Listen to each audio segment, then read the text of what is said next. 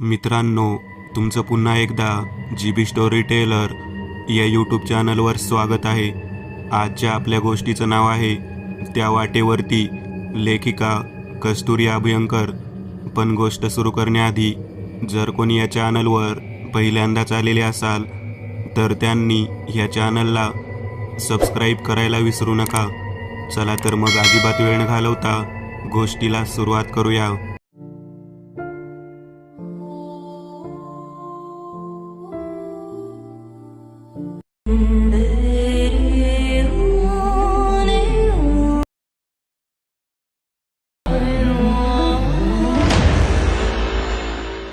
तो धावत होता, वाट मिळेल तिथे तो धावत होता. त्याच्यासोबत धावत होता तिच्या पैंजणाचा आवाज, फक्त आवाज. आज त्याला धावायला चारही दिशा कमी पडत होत्या. त्या गर्द जंगलात तो पडत होता तरी उठून स्वतःला वाचवण्यासाठी तो पळत होता. अखेरीस एक कार्तकीन काळी त्या घनदाट जंगलात घुमली आणि एक चिन्नी हास्य. दुसऱ्या दिवशी सकाळी प्रत्येक बातमीपत्रात आणि प्रत्येक वृत्तवाहिन्यांवर एकच बातमी ठळकपणे झळकत होती. अजून एक शव जंगलाच्या त्याच रस्त्यावर, त्याच ठिकाणी आणि त्याच भयानक स्थितीत आढळून आले आहे. मृत व्यक्तीचे नाव सदानंद मोरे असे असून त्याच्या खिशात सापडलेल्या वस्तूवरून त्याची ओळख पटवण्यात आली आहे. याआधी विकास धर्माधिकारी या इसमाचे शव याच ठिकाणी सापडले होते. आधीचा खून आणि हा खून एकाच व्यक्तीने केला असावा असा पोलिसांचा अंदाज आहे. पोलीस निरीक्षक श्री अमोल जोशी या खुनाचा शोध घेत आहे. आवीने टीव्ही बंद केला आणि तो सोफ्यावर बसून विचार करू लागला. कोण करत असेल हे आणि का? आधी विक्या आणि आता सदा. आणि प्रेताची अवस्था अगदी तशीच, हात आणि पाय धडापासून वेगळे केलेले. पोट जणू एखाद्या हिंस्र श्वापदाप्रमाणे फाडावे असे, पण त्यांचा चेहरा त्याला काहीच नाही, साधा ओरकडा पण नाही. आणि त्या दोघांचे डोळे, त्या सताड उघड्या डोळ्यात प्रचंड भीती होती. कोणाची? आणि असं काय पाहिलं त्यांनी? आवी विचार करत असतानाच दाराची बेल वाजली आणि आवीने दार उघडलं. समोर मनोज होता. अरे यार, काय चालू आहे रे सगळं? मोन्या आत येत बोलला. आवी यार, आपला अजून एक मित्र गेला रे. कोणी केला असेल रे? मोन्या अगदी रडकुंडीला आला होता. तासाभरात आवीकडे केशव, दिनेश, गौरव आणि राकेश जमा झाले. प्रत्येकाचा चेहरा चिंतातूर होता. खरं तर आज रविवार, सगळ्या मित्रांचा आपला वार. कॉलेज संपलं तरी यांची मैत्री संपली नव्हती. जीवाला जीव देणारी ही मित्रमंडळी अष्टकोन म्हणून कॉलेजमध्ये प्रसिद्ध होते. ट्रिप असो वा पिकनिक, कुठल्या खेळाच्या स्पर्धा असो वा नाटकाची तालीम, सगळे सोबतच असत. एवढंच नाही तर आपला एक मित्र एक वर्षी फेल झाला तर या सगळ्या मित्रांनी त्याच वर्षात पुन्हा ॲडमिशन घेतली. सगळेच हुशार, सद्गुणी आणि सुस्वभावी, कोणालाही मदत करणारे होते. सहाही मित्रांमध्ये आधीच्या आणि आताच्या खुनावर चर्चा चालू झाली. अविनाशला राहून राहून त्या दोघांचे डोळे आठवत होते. बऱ्याच वेळ गप्पा मारल्या नंतर जो तो आपापल्या घरी निघून गेला. त्याच दिवशी रात्री केशवने घाबरलेल्या अवस्थेत आवीला फोन केला. आवी यार, मला वाचव यार, मी पण आता त्या जंगलात आलोय रे. कसं आलो, कोणी आणलं, मला काहीच आठवत नाही. खूप भयानक वाटत आहे रे. कुजबूज करतंय रे कोणीतरी. अगदी माझ्याजवळ कोणीतरी आहे इथे, पण दिसत नाही. मी बाहेर पडायचा रस्ता शोधतोय पण परत परत तिथेच येतोय, वाटच सापडत नाही. बोलता बोलता केशव अचानक ओरडायला लागला. आव्या, ती आली. हो, तीच आहे ती, आव्या. आणि पुन्हा तोच खेळ चालू झाला. केशव मोबाईल हातात घेऊन धावत होता. आवीला सांगण्याचा प्रयत्न करत होता पण त्याचा आवाज जणू बंद झाला होता. धावताना त्याचा मोबाईल खाली पडला आणि आवीने फक्त त्याची शेवटी एक किंकाळी ऐकली आणि ते हास्य पण ऐकलं. आवी त्याला वारंवार विचारत होता, ती कोण आहे? पण केशव इतका घाबरला होता की त्याच्या तोंडून एक शब्द निघेनासा झाला होता. आवीने त्या हास्यानंतर काही शब्द ऐकले. अतिशय घोगऱ्या आवाजात कोणीतरी स्त्री बोलली, संपला, अजून एक गुन्हेगार संपला, आता तुझी पाळी आहे, अविनाश सरपोतदार. आणि पुन्हा एकदा अतिशय घोगऱ्या पण मोठ्याने आणि रागाने ती पुन्हा म्हणाली, ऐकलं का अविनाश सरपोतदार? आता तुझी पाळी आहे. मी आली आहे परत. अविनाश, तुला आणि तुझ्या इतर साथीदारांना नाही सोडणार. मग पुन्हा तेच हास्य ऐकू आले आणि फोन बंद झाला. दुसऱ्या दिवशी सकाळी त्याच ठिकाणी त्याच अवस्थेत केशवचं प्रेत मिळालं. आवीने काहीतरी ठरवलं आणि तो घराबाहेर पडला. त्याने फोन करून आपल्या बाकीच्या मित्रांना देखील त्याने त्याच्या सांगितलेल्या ठिकाणी यायला सांगितले. ते ठिकाण दुसरं तिसरं कोणतं नसून ते जंगल होतं. त्या जंगलात नेमकं काय घडतंय आणि कोण करतंय याचा शोध त्यांना घ्यायचा होता. संध्याकाळपर्यंत सगळं शोधून झालं, पण त्यांना काहीच सापडलं नाही. मात्र जशी रात्र व्हायला लागली तसं त्यांना तिथल्या वातावरणातला बदल जाणवायला लागला. अचानक अविनाश सोडून बाकी सगळे मेन रस्त्यावर त्यांच्या गाड्यांपाशी येऊन थांबले. कोणालाही कळलं नाही की आपण इथे जंगलाच्या आतमधून इतक्या लवकर कसे पोहोचलो. अविनाश आपल्यासोबत कसा आला नाही. त्याला शोधायला ते जंगलात जाऊ लागले. तरी थोडे अंतर चालून परत ते त्याच ठिकाणी येत होते. इकडे अविनाश रस्ता शोधून शोधून दमला, पण त्याला बाहेर पडण्याचा मार्ग काही सापडत नव्हता. शेवटी तो एका झाडाखाली बसला. मग त्यालाही कोणाच्या तरी कुजबुजण्याचा आवाज येऊ लागला, अगदी त्याच्या जवळून. मात्र दिसत कोणी नव्हतं. अविनाश धाडशी स्वभावाचा असल्याने त्याने घाबरून न जाता काय घडत आहे याचा अंदाज घ्यायला सुरुवात केली. तोच त्याला पैंजणाचा आवाज ऐकू आला. तो आवाज त्याच्या अगदी जवळून धावत पुढे जात होता. असं वारंवार होऊ लागलं. अविनाश तरी शांत होता. त्या पैंजणाच्या आवाजाचा पाठलाग करत त्याची नजर एका झाडाखाली गेली. तिथं त्याला कोणीतरी उभं असलेलं दिसलं. ती आकृती एका मुलीची होती. पण एवढ्या रात्री या जंगलात ही एकटी कशी, असा प्रश्न त्याला पडला. तो हळूहळू तिच्या जवळ गेला. त्याने तिला हाक मारण्याचा प्रयत्न केला, पण तिने साधं वळून पण पाहिलं नाही. तो तिच्या अजून जवळ गेला. तोच तिने गरकन मागे पाहिलं. अविनाश तिला पाहून जागीच थांबला. चंद्रप्रकाशात तिचा चेहरा त्याला अगदी स्पष्ट दिसला आणि त्याच्या तोंडून शब्द बाहेर पडले. दीप्ती, ती म्हणाली. हो दीप्ती, लक्षात आहे अजून, असं म्हणून ती मोठमोठ्याने हसायला लागली. हे तेच हास्य होतं जे अविनाशने फोनवर ऐकलं होतं. हळूहळू तिचा चेहरा आणि रंग बदलू लागला. तिच्या सुंदर सुकुमार चेहऱ्याची जागा आता सुरकुतलेला आणि काळवंडलेल्या चेहऱ्याने घेतली, ज्याचा अर्धा भाग जळालेला होता. हरणीसारख्या डोळ्याची जागा आता लाल भडक पण बुबुळ नसलेल्या डोळ्यांनी घेतली. अंगात घातलेल्या मोरपंखी चुडीदारची ड्रेसच्या ऐवजी काळा आणि लांब असा विचित्र पेहराव तिच्या अंगावर दिसू लागला. तिचं ते भयानक रूप पाहून तो हादरला.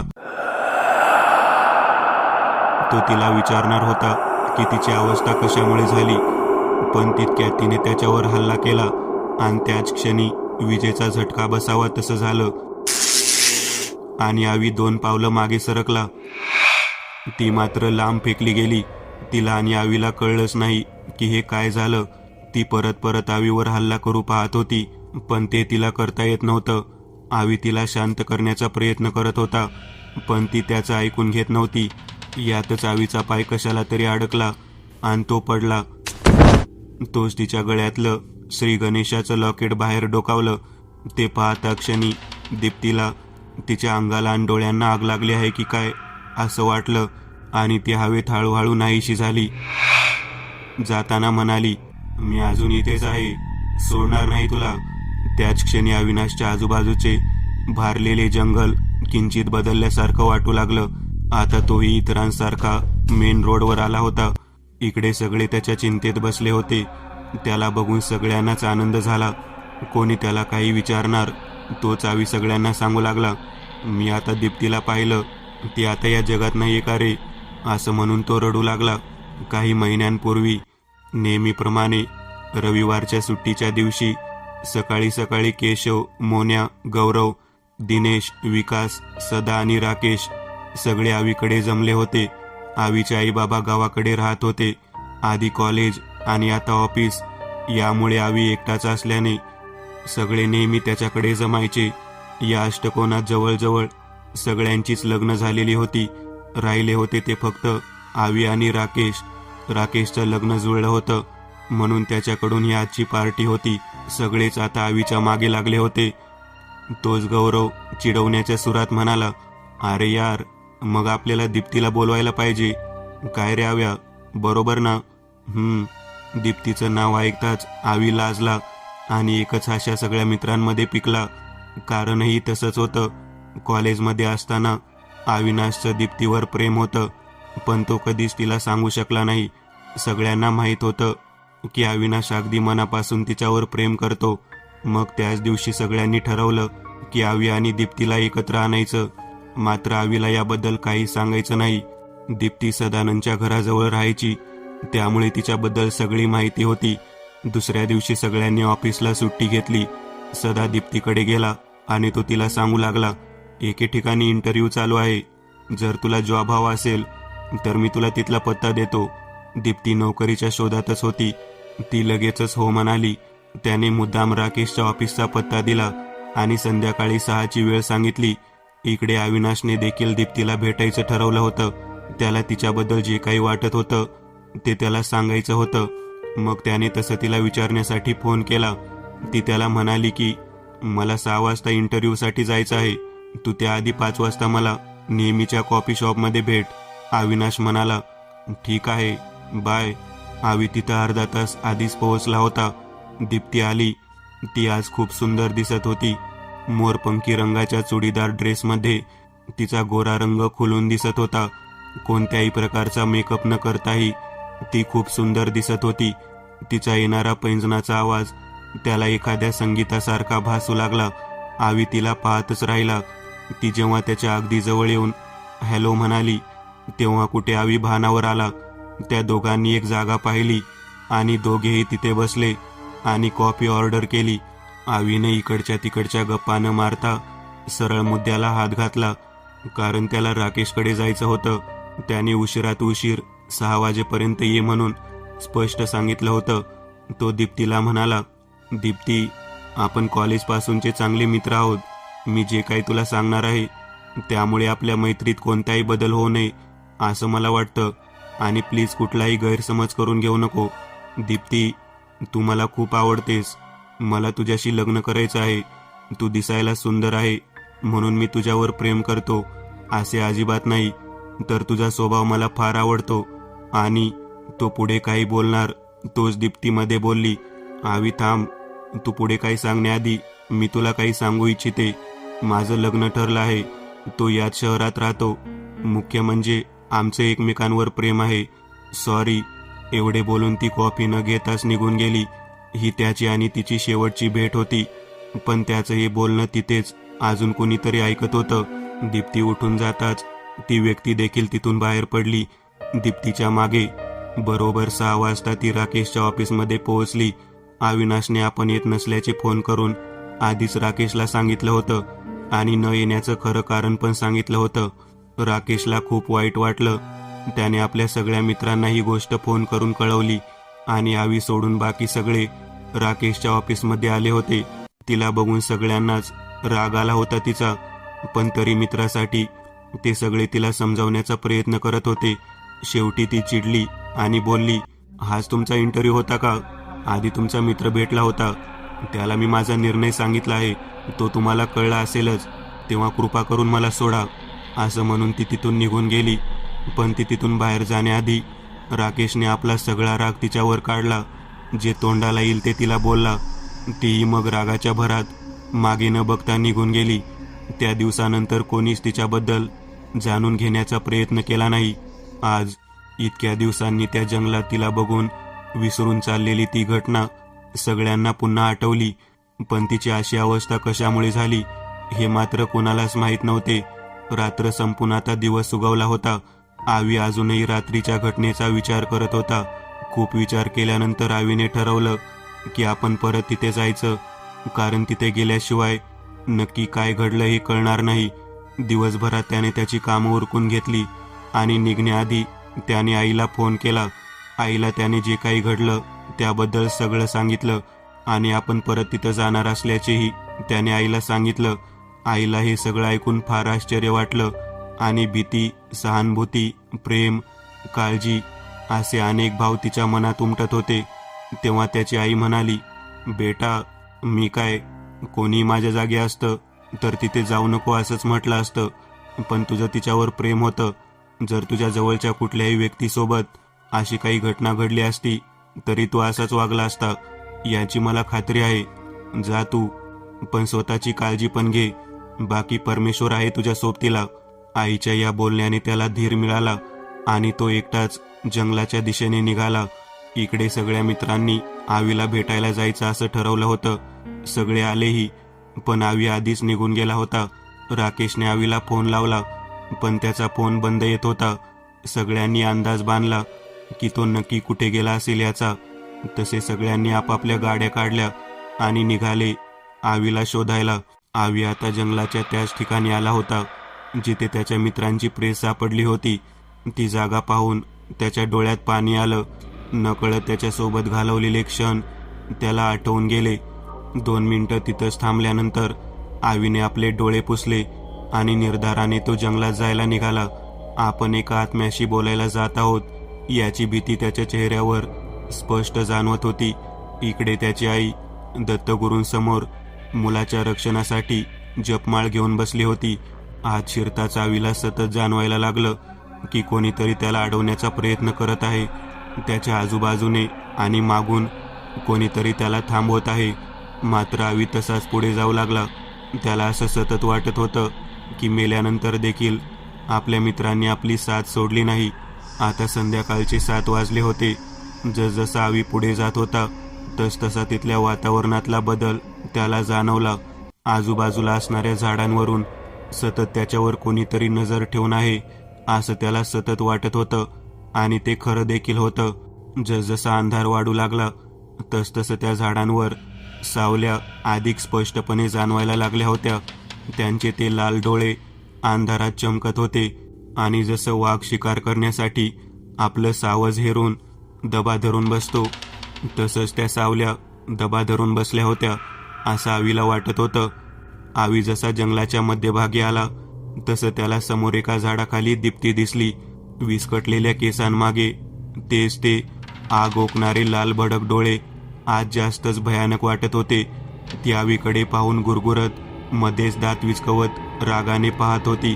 आवीला तिचा तो अवतार पाहून आज जरा भीती वाटली. आजूबाजूला नजर वळवून पुन्हा आवीकडे पाहत होती. जणू ती त्या सावल्यांना काहीतरी हुकूम देत होती. झपझप करत त्या सावल्या आवीच्या दिशेने येऊ लागल्या. त्यांचा वेग वाऱ्यासारखा होता. आवीला काही कळायच्या आत त्यातल्या एका सावलीने आवीवर झडप घातली. आवीने आपला हात डोळ्यांसमोर आडवा करून चेहरा झाकून घेतला आणि मान थोडी झुकवली.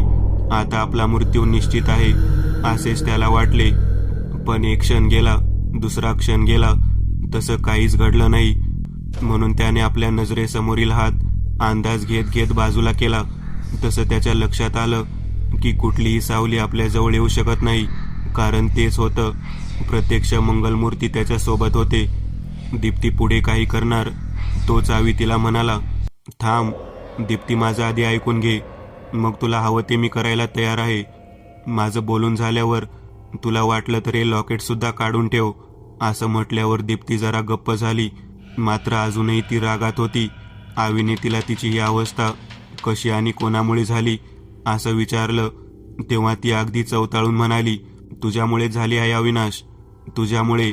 मी तुला नकार दिला म्हणून तुझ्या मित्रांच्या मदतीने माझा जीव घेतलास. माझ्या बाबांना मारलंस. काय अधिकार होता तुला? माझी आई कुठे आहे, कशी आहे, काहीच नाही माहीत. आणि तू विचारतोय की ही अवस्था कशी झाली? आवीला काही समजलं नाही. तो म्हणाला, दीप्ती, तू नकार दिल्यावर मला खरंच खूप वाईट वाटलं. माझी मनाची स्थिती इतकी खराब झाली होती की मी त्याच दिवशी माझ्या गावी आईकडे निघून गेलो. मला प्लीज नीट सांगशील का?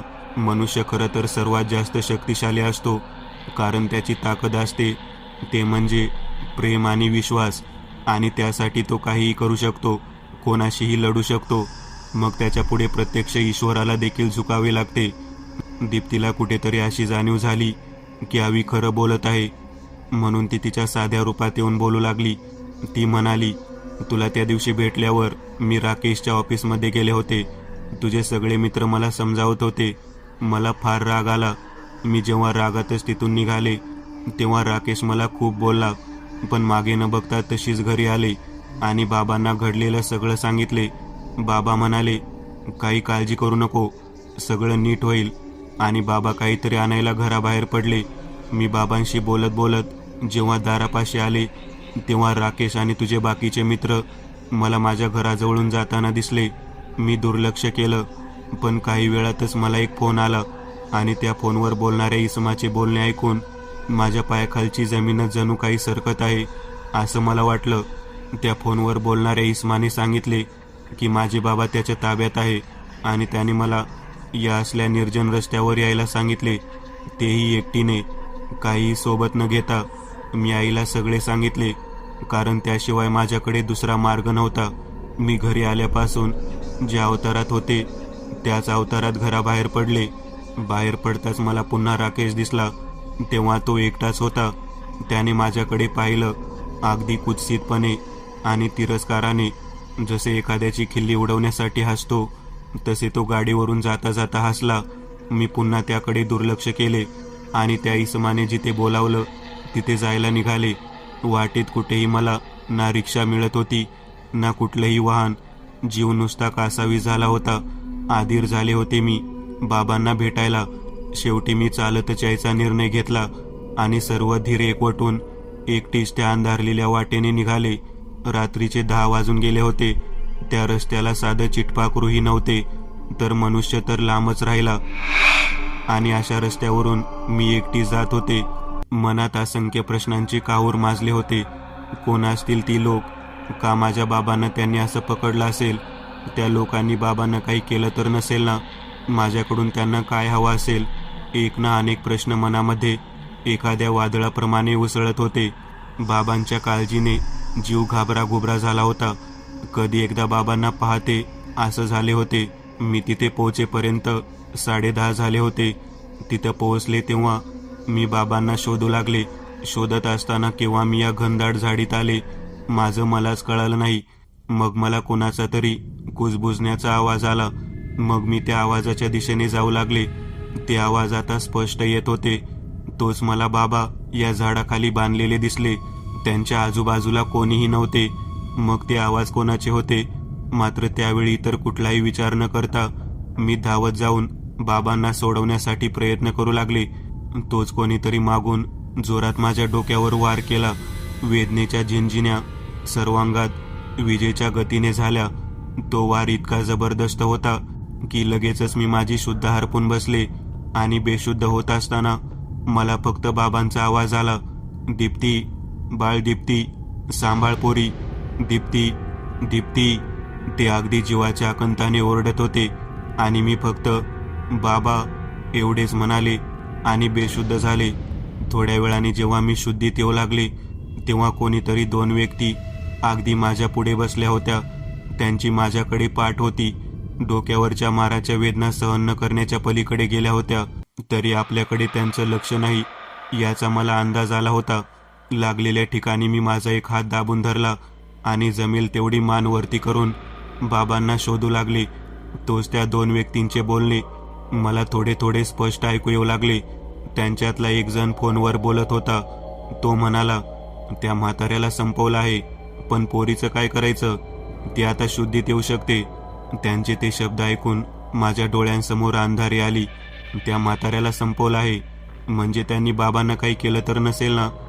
फोनवर समोरचा व्यक्ती त्याला काहीतरी सांगत असावा म्हणून तो नुसतं हो आणि नाही यातच उत्तर देत होता.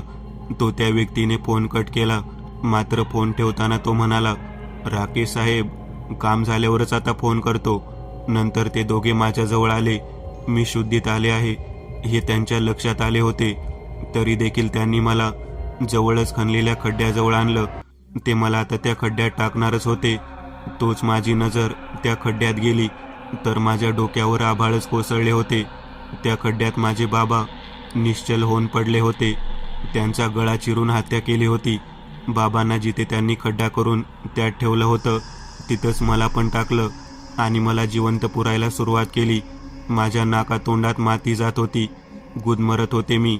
पण तेवढ्यात पुन्हा कोणीतरी खड्डा खणून माझ्या आणि माझ्या बाबांच्या वरची माती काढली. मला वाटलं कोणीतरी मदतीला आला आहे, कोणीतरी आपल्यासाठी ईश्वराच्या रूपात आला आहे.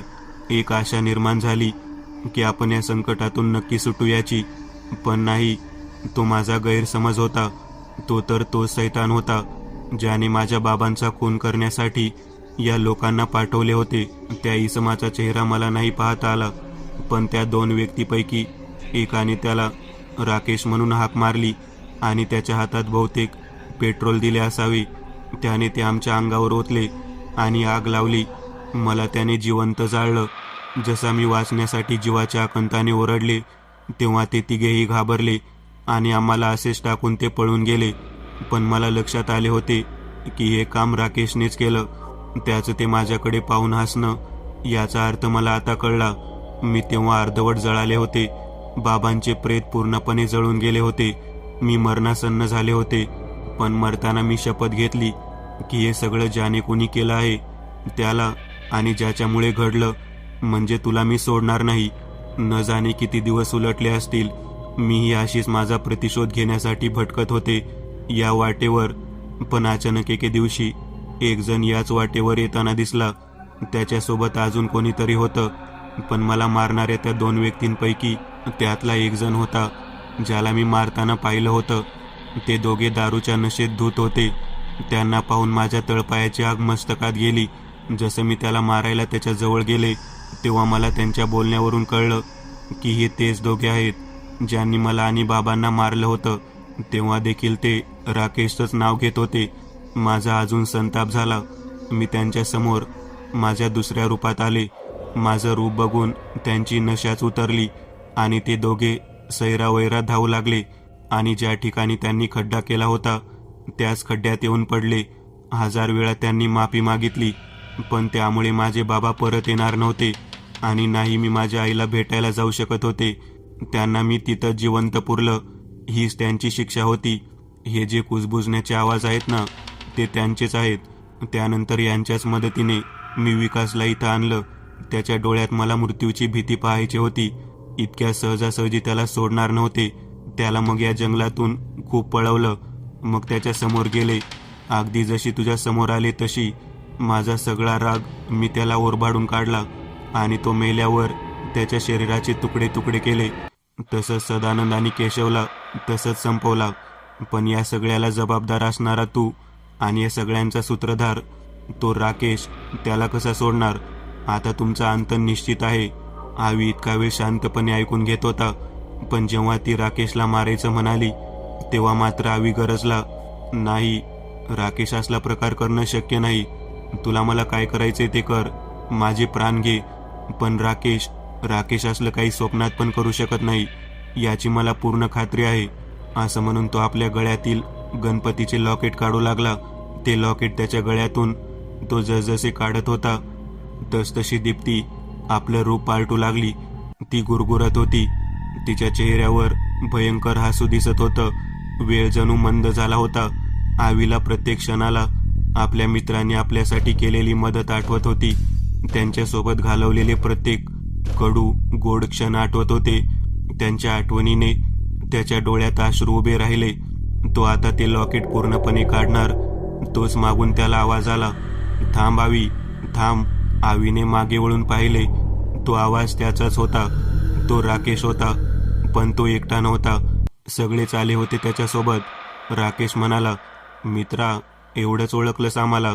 जेव्हा आम्हाला गरज असायची तेव्हा अर्ध्या रात्री सुद्धा मदतीला धावून आलास आणि आता स्वतःवर वेळ आली तर विसरलास आम्हाला. अरे, मरायचं असेल तर एकदमच मरू की, आज ना उद्या मरायचं आहे. मग सगळ्या मित्रांनी आवीला कडकडून मिठी मारली. दुसऱ्या क्षणी तो दीप्तीकडे वळला आणि म्हणाला, मी तुमचं सगळं बोलणं ऐकलं आहे. हे खरं आहे की त्या रात्री आम्ही तुझ्या घराजवळून गेलो होतो. हे देखील खरे आहे, मी तुझ्याकडे तिरस्काराने बघून हसलो होतो. पण मी किंवा आमच्यातील कोणीही तुला आणि तुझ्या बाबांना मारलं नाही. हे देखील तितकंच खरं आहे. जीवाला जीव देणारे मित्र असले की आलेल्या प्रत्येक संकटाला सामोरे जाण्याची हिंमत आपल्याला सहज मिळते. आपण या संकटाला सहज हरवू शकतो असा विश्वास मनात निर्माण होतो. आवीच्या बाबतीतही असेच काहीसे झाले होते. आज त्याचा त्याच्या मित्रांवर असलेला विश्वास जिंकला होता. राकेश दीप्तीला म्हणाला, दीप्ती, तुझी बाजू ऐकून घेतली आम्ही, आता जरा आमचं देखील ऐकून घे. दीप्ती रागातच गुरगुरली, कारण राकेशवर तिचा अधिक राग होता. रागातच दीप्ती त्याला म्हणाली, बोल, तुझी शेवटची इच्छा आहे, असं समजून तुला बोलू देते आहे. समजलं? तुझं बोलून झाल्यावर मात्र मी तुला सोडणार नाही. ठीक आहे, माझं बोलून झाल्यावर तुला हवं ते कर. मित्रासाठी काही पण करू. तुला तर माहिती आहे मी प्रॉपर्टीचं काम करतो. एखादी प्रॉपर्टी जेव्हा मी विकायची किंवा रिन्यू करायची असेल तर आधी मी त्या प्रॉपर्टीचे फोटो काढून घेतो. त्याचा इथे काय संबंध? उगा स्वतःला वाचवण्यासाठी नवीन गोष्टी तयार करू नको. समजलं? दीप्ती अगदी संतापून बोलली. राकेश म्हणाला, हो दीप्ती, संबंध आहे. कारण त्या दिवशी मी सदाच्या घराजवळच्या एका प्रॉपर्टीचे फोटो काढत होतो. त्यावेळी तुझे बाबा एका व्यक्तीसोबत गाडीवरून जात होते. प्रॉपर्टीचा फोटो काढताना त्यांचाही फोटो चुकून काढला गेला आणि प्रॉपर्टीचे काम पूर्ण झाल्यानंतरच मी ते फोटो डिलीट करतो. अजूनही त्या प्रॉपर्टीचे काम पूर्ण झालं नाही, त्यामुळेच अजूनही तो फोटो माझ्या मोबाईलमध्ये आहे. तू जर या व्यक्तीला ओळखत असशील तर कदाचित आपल्याला कळू शकेल की बाबांना नक्की कोणी बंदिस्त केले होते ते. असं म्हणून त्याने आपल्या मोबाईलमधला तो फोटो काढून दीप्तीसमोर धरला. दीप्तीनेही तो फोटो अगदी बारकाईने पाहिला. तो फोटो पाहताच दीप्तीचे डोळे मोठे झाले. तिचा तिच्या डोळ्यांवर विश्वास बसत नव्हता. कारण फोटोमधील व्यक्ती दुसरी तिसरी कोणी नसून मोहन होता, म्हणजे तिचा होणारा नवरा. आणि जर त्याला माहीत असेल बाबांना कोणी नेलं आहे ते, तर मला त्याने त्या दिवशीच का नाही मदत केली? का त्याने मला काही सांगितले नाही? आणि मुख्य म्हणजे त्या दिवशी तो काही कामानिमित्ताने शहराबाहेर जाणार होता. मग एवढ्या रात्री तेही गाडीवर कसा? असे एक ना अनेक प्रश्न तिच्या मनात आले. ती म्हणाली, हा तर मोहन आहे. त्या दिवशी मी आवीला याच्याबद्दल तर सांगितलं होतं, पण याचा आणि बाबांचा काय संबंध? सोबत जायचा हे तर तोच सांगू शकेल. असे म्हणून राकेशने त्याचा पत्ता मागितला. सगळे आता त्याला आणायला निघाले. दीप्तीला मात्र अनेक प्रश्न निर्माण झाले होते. तिचा तो चेहरा पाहून आवी तिला म्हणाला, दीप्ती, आमच्यावर अजून फक्त एकदाच विश्वास ठेव. जर काही हाती लागलंच नाही तर आम्ही सगळे इथे येऊ तुझ्या समोर. आता मात्र दीप्ती जरा शांत झाली. दीप्तीने फक्त मानेनेच होकार दिला आणि ते सर्व एवढ्या रात्री मोहनच्या घरी जायला निघाले. मोहनचं घर शहरापासून थोडं लांबच होतं. आजूबाजूला फार तुरळक लोकवस्ती होती. मोहनच्या घरी जेव्हा सगळे आले तेव्हा त्याच्या घराचं दार नुसतं ढकललेलं होतं. सगळे आत यायला निघाले. हळूच त्यांनी दार उघडलं. दाराचा कर्र आवाज झाला आणि त्या अंधुक प्रकाशातील शांतता भंग करत तो आवाज त्यांनाच परत आला. सगळ्यात पुढे आवी होता. त्याच्यानंतर राकेश, मोन्या, दिनेश आणि शेवटी गौरव होता. ते 2 मजली घर होतं. खालच्या मजल्यावर हॉल आणि किचन होतं व 2 खोल्या होत्या ज्या आता तरी बंद केलेल्या होत्या. वर देखील 3 खोल्या दिसत होत्या. त्या 2 मजली घरात एक भयान शांतता पसरली होती. अगदी स्वतःच्या श्वासांचे आवाजही स्वतःला ऐकू येतील इतकी तिथे शांतता होती. त्या शांततेचा भंग करत एक आवाज त्यांना ऐकू आला. तो आवाज वरच्या मजल्यावरून येत होता. इथे नक्कीच काहीतरी वेगळं घडत आहे अशी शंका आवीच्या मनात आली. त्याने बाकीच्या मित्रांना देखील सावध आणि शांत राहायला सांगितले. तो येणारा आवाज खूप विचित्रच होता. जणू कोणीतरी कुठल्या तरी वाद्यावर आपल्या नखांनी ओरबाडत आहे. सगळेच्या सगळे त्या दिशेला जाऊ लागले.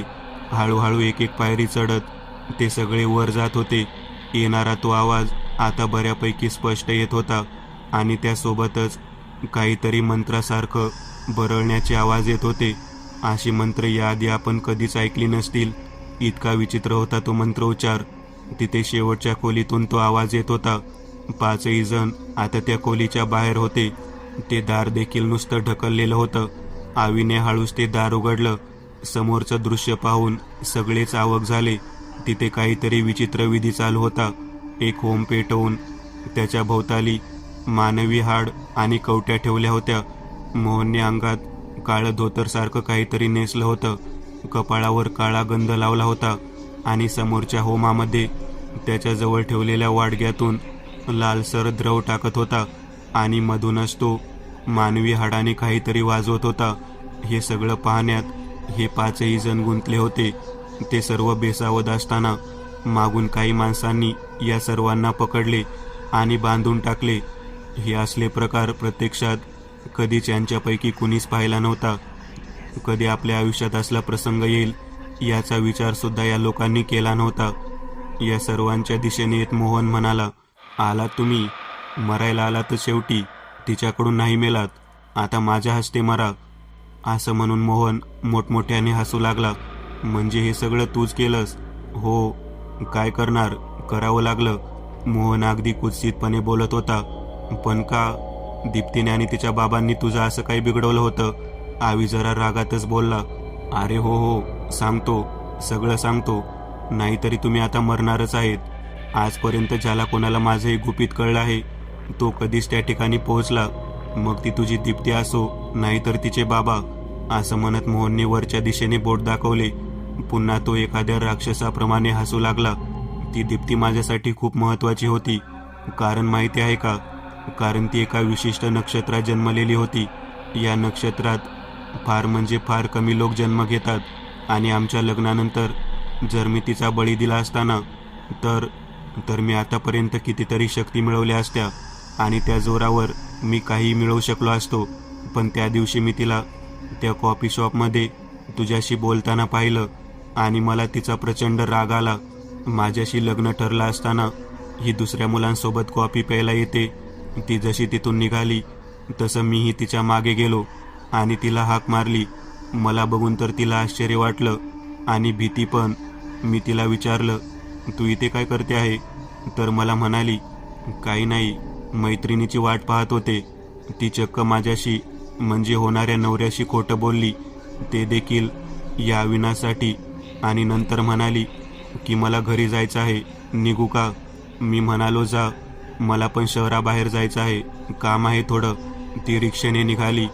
तसं मी पण तिच्या मागे गेलो आणि ती कुठे गेली तर याच्या ऑफिसमध्ये. तेव्हाच माझ्या तळपायाची आग मस्तकात गेली. त्याच दिवशी सकाळी तिचे बाबा माझ्या घराच्या आजूबाजूला माझी चौकशी करत होते आणि त्यांना माझ्यावर संशय पण आला होता. त्यांना तर संपवावंच लागणार होतं. त्या रात्री मी तिच्याच घरी निघालो तर तिचे बाबा मला बाहेर पडताना दिसले. मला आयती संधी मिळाली.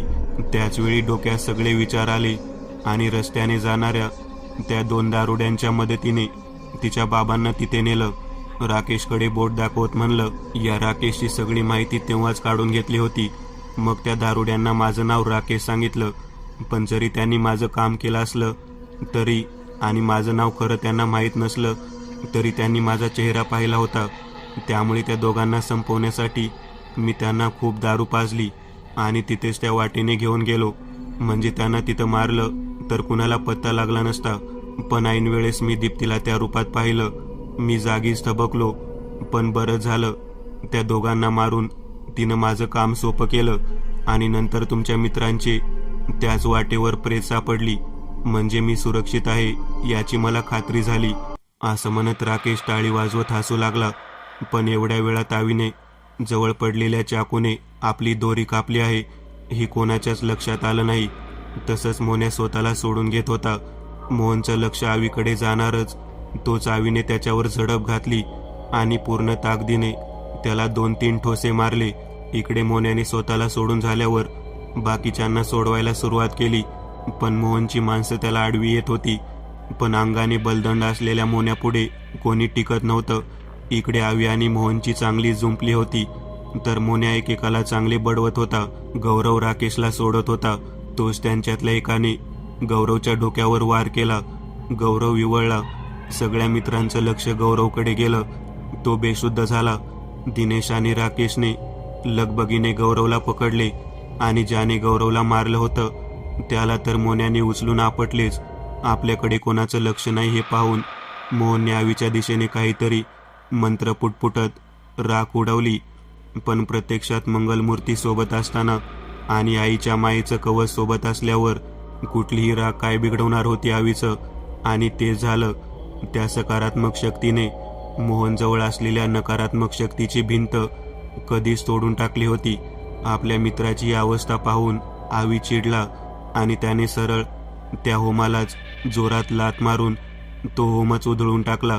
आणि त्याच क्षणी मोहनजवळून काहीतरी काळसर सावलीसारखं बाहेर पडलं आणि खिडकीची काच फोडून आकाशात निघून गेले.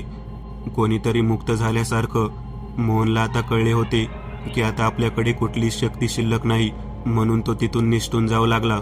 आवीच्याही लक्षात आले.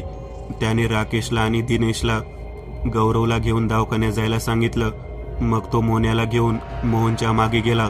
पण जसं मोहन घरापासून थोडा दूर आला, त्याला त्या 2 सावल्यांनी घेरलं आणि त्याच्याही नकळत तो आता त्याच वाटेवर होता. त्या सावल्यांनी दीप्तीला आमचे राकेश साहेब हेच आहेत असं सांगितलं. तितक्यात आवी मोन्यासोबत तिथे पोहोचला. दीप्तीला आवीच्या नजरेत सगळं सत्य दिसलं. दीप्ती चवताळली. तिने आता उग्र रूप धारण केलं. पिंजारलेले केस, जळका कुचका चेहरा, संपूर्ण काळा पोशाख आणि त्या भयान रूपात भर घालणारी लाल भडक डोळे. मोहनची पाचावर धारण बसली. त्याच्या जवळच्या काळ्या शक्तींनी तर त्याची साथ कधीच सोडली होती. दीप्तीने त्या सावल्यांना इशारा करताच तोच खेळ चालू झाला. मोहनलाही आता कुणाच्या तरी कुजबुजण्याचा आवाज येत होता. आवीने दीप्तीला अश्रू भरलेल्या नजरेने निरोप दिला. मोन्याला पण गहीवरून आलं. आता पहाट होत होती. उगवणाऱ्या त्या सूर्याच्या दिशेने दीप्ती पाठोपाठ काही प्रकाशाचे पुंजके झेपावले. आवीला आणि मोन्याला कळलं होतं ते कोण आहे ते. त्यांना निरोप देऊन दोघे दवाखान्यात पोहोचले. आवीने लगेचच आईला फोन करून सर्व काही सांगितलं आणि आपण सुखरूप असल्याचेही सांगितले. सकाळी सकाळी प्रत्येक बातमीपत्रात आणि प्रत्येक वृत्तवाहिन्यांवर एकच बातमी ठळकपणे झळकत होती. अजून एक शव जंगलाच्या त्याच रस्त्यावर, त्याच ठिकाणी आणि नेहमीपेक्षाही जास्त भयानक स्थितीत आढळून आले आहे. मात्र यावेळी मृत व्यक्तीची ओळख पटवणे शक्य झाले नाही. अजून किती हत्या अशाच घडणार आहेत असा सवाल जनसामान्यांमधून विचारला जात आहे. राकेशने टीव्ही बंद केला, कारण या सर्व मित्रांना माहीत होतं की आता त्या वाटेवर कधीच अशा प्रकारचे शव परत सापडणार नव्हते.